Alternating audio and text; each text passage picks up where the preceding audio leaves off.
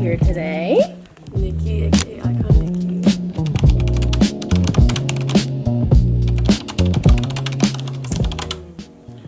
What inspired the name was my first personal YouTube channel.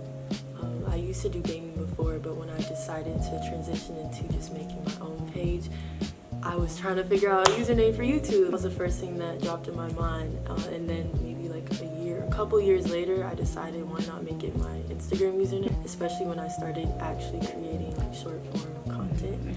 And with time, as I started to really see people become inspired by me, and I started to make some sort of impact, I feel like the word icon just correlated Resonates with the image that you portray. Yeah, for basically sure. my image was kind of reflecting exactly that.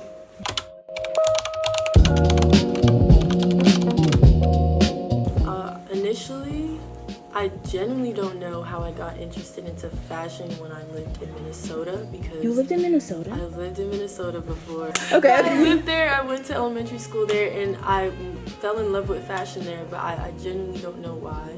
What was around me there, I wouldn't say was super creative energy, but for some reason that's where it was rooted, like that's where it was birthed. And then when I moved to Georgia, that's when I started being surrounded around more diversity, especially when I got to college, and more people who are open about being into whatever they're into and being into art.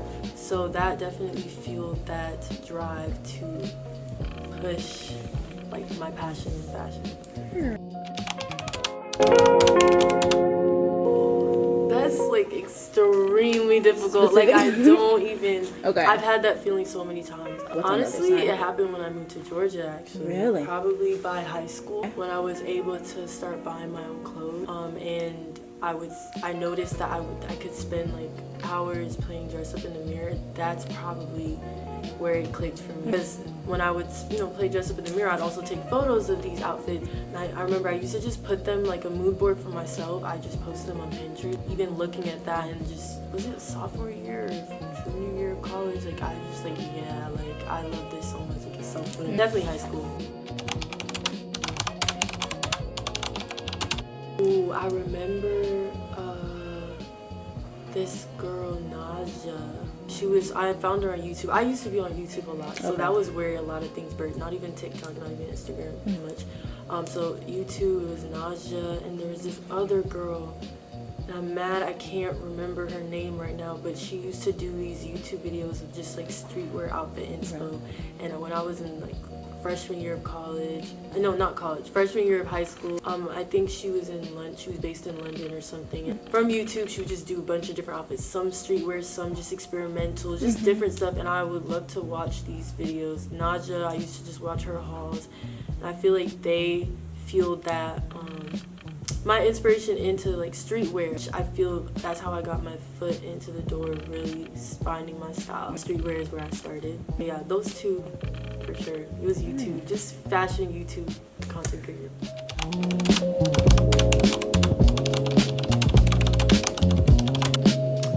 Yeah, I would say probably when I experienced, I can't remember when it was, but it was earlier on in my content creating journey when I experienced like a little plateau. And what I mean is like creative block. I didn't really have much inspiration for outfits, what I was putting together. I didn't really know what kind of content I wanted to make. And so it kind of just felt like it felt really discouraging. But I just kept creating. I feel like that's just what helped me. Like, not that I forced myself to create, but whenever I had a little bit of motivation, I would create, even if I wasn't completely sold on the idea. I tried not to overthink it and just kept going. That's kind of what helped me get through it, that rut. Because eventually then the spark came back and I was fine. But if I just stopped, I feel like it would have been different.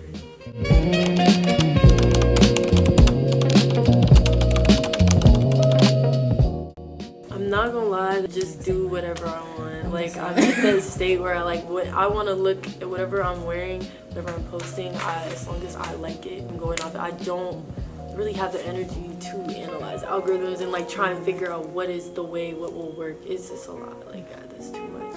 Just do what I want.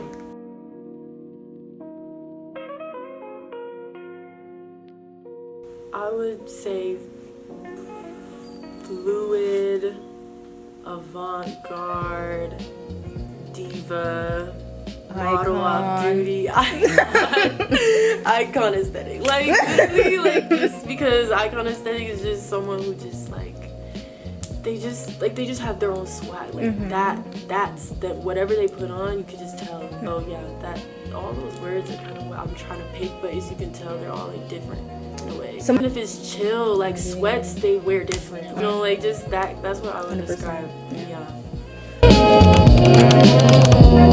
X, because again, like yeah, they're a sneaker page, I have a lot more than that. Collaborating with them was so fun because I could really kind of be myself, style the clothes how I wanted, feel I could pick the clothes I wanted, and feel too much restricted. And anytime I can collab with a brand like that, I enjoy it a lot. I really have fun with them.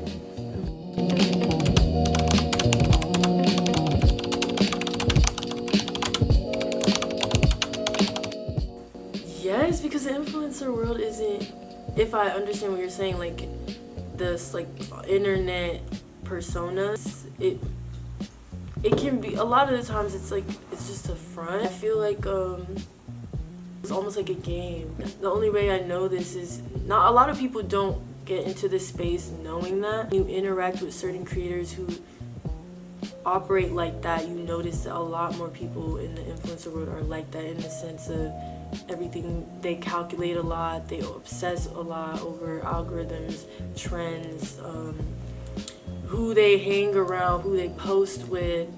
Yeah, so it's a lot more calculated, and I feel that, I don't know, not every single person's like that.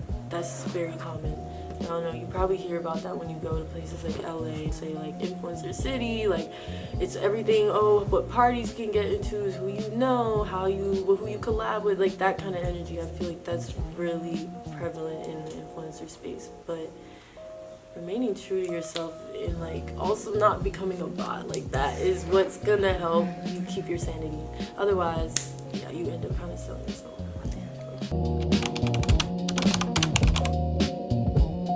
The more touching stories or feedback where someone's telling me how I impacted their life or impacted their journey in the fashion space, the creative space, any sort of testimony like that, really just, I feel like that'd be meaning the most to me, because it gives me a reality check that a lot of the things I put out is actually having an impact on people's lives. So I don't know, it'd be really heartfelt and fulfilling to hear things like that. For sure.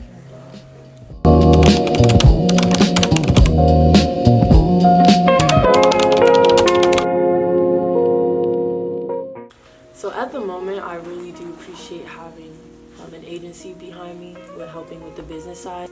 Initially, when I did have to handle it on my own, I would just have a time where I focus on that. But now it allows me to put more energy towards just creating and furthering my brand.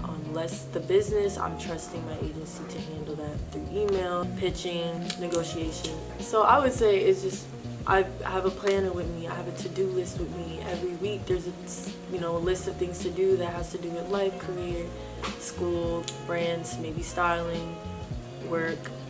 Having an agency handle the business and brand part, they'll just tell me what I need to do, and then I can add that to my to-do list. And then I also know my own personal passion. Right now I feel like styling is really the passion, so no agency's handling that, but that's something I go out of my way to make time for in my schedule. So it's really just staying organized, using a to-do list, using a planner, reminding myself what I want to accomplish in a certain month, and knowing how I'm going to fit in my schedule. That's kind of how I juggle, yeah, and knowing what's being handled by who.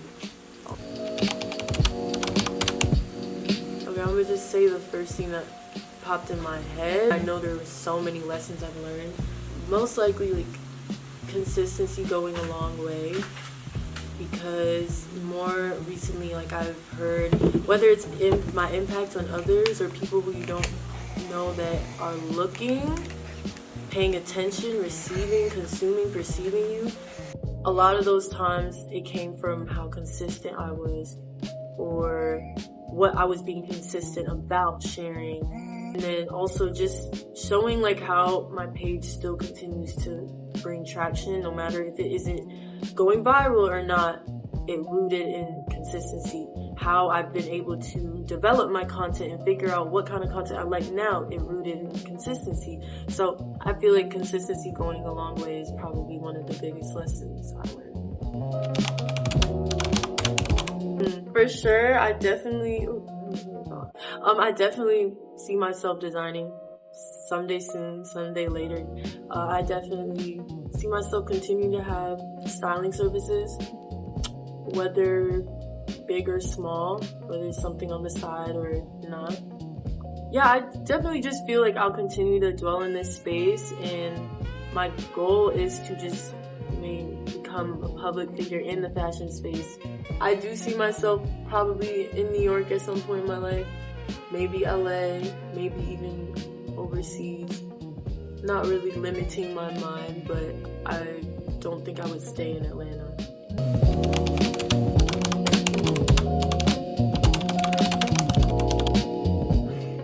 I would say it influences it in a way where like the Atlanta fashion scene sort of serves as like a niche part of the larger fashion scene. So maybe if in the grand scheme of things, when people are talking all things fashion, Atlanta has that reputation of being a little different, having their own fashion scene, micro fashion scene. So if somebody's trying to focus on a more niche part of fashion, Atlanta would probably come up. So I feel like that's where Atlanta just kind of serves as like a niche factor of the grand. Confidence means just being, and honestly thinking that you are the coolest person, or you're basically proud of who you are, proud of what you produce, content with what you are. Like you don't really seek much validation. So it can be in anything. It can be how you look, it can be how you dress. If I know that I could put on an outfit and like it and really not care too much if somebody else doesn't like it or the people around me think I'm weird, that I feel is confidence. So yeah, just being content with what you have, disregarding other people's opinions. I hope they feel honestly motivated to have fun with fashion, just cause like when someone looks at my page, at least right now where I'm at, there's a lot of a mix of unconventional, funny, goofy, interesting, experimental, but also just like aesthetic. So I want someone to feel not only inspired, to go create something like that brings those kind of feelings to them, but also it motivates them to want to do the same thing in their own closet. Like we put things together that they think may not be accepted by everyone else, but it's also fun, also experimented.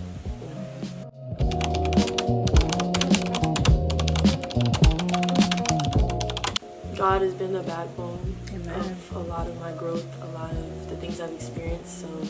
But he wouldn't have been able to use me the way he has or bring me to the places I've been if I hadn't acted first. So I would say that's like a big message. Like you have a passion, you have an idea, you have something you're creative about, it's a gift. And when you act on it, with God on your side, like he will push you to far beyond that you could have done on your own. Things make me smile. Like I list them smile all. a lot. Girl, let us know all of them. Please. Right now, could be people coming up to me and just saying how much I've inspired them. That definitely makes me smile. It could be, some very. I'm a really unserious person when it comes to just like my sarcasm and my sense of humor. So people who are energy of others who are also just as unserious or troll me, like that makes me smile. Also just like a good outfit makes me smile. Like, I put on something, I'm like, this is so tea, a good picture in that good outfit, like those kind of things, really aesthetic sceneries, really pretty views, those things make me smile. So, a good hairdo. Lock in. Yes. Literally, that makes me smile. So things like